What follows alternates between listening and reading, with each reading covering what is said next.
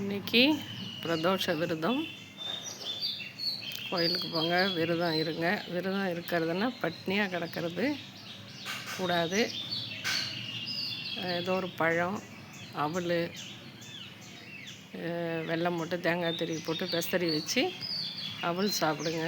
2 வாழைப்பழம் சாப்பிடுங்க. 1 டம்ளர் பால் குடிங்க. திரும்ப அதேமாரி ஈவினிங்கும் 5 மணிக்கெல்லாம் சாமி கும்பிடுங்க. சாமி எத்தனை முறை கும்பிட்டாலும் தப்பு இல்லை.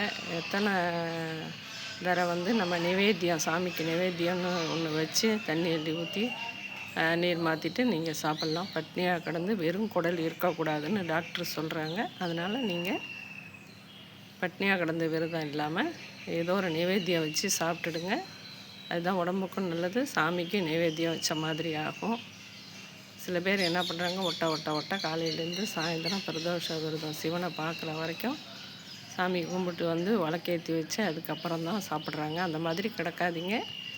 தயவு செஞ்சு வீட்டில் சிவனுக்கு ஒரு நிவேத்தியம் வச்சு அவல் தேங்காய் திருவி போட்டு சர்க்கரை போட்டு பெசரி வச்சு அவல் நிவேத்தியம் பண்ணி சாப்பிடுங்க. அதே போல் சாயந்தரத்துக்கு 2 வாழைப்பழம், 1 டம்ளர் பால் வச்சு நிவேத்தியம் பண்ணி சாப்பிடுங்க. திரும்ப நைட்டு டிஃபன் சாப்பிடுங்க.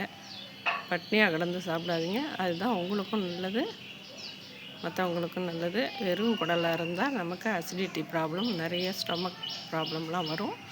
அதனால் தயவு செஞ்சு நீங்கள் விரதம் இருக்கிற நீங்கள் காலையிலையும் சரி சாயந்தரமும் சரி 2 வாழைப்பழம், 1 டம்ளர் பால் இல்லையா, சாமிக்கு ஏதாவது நிவேத்தியம் வச்சு நீங்கள் நீர் மாற்றிட்டு சாப்பிடுங்க. அதுதாங்க ஆரோக்கியமாக இருக்கும்.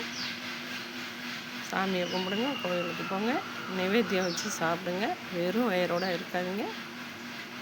நன்றி.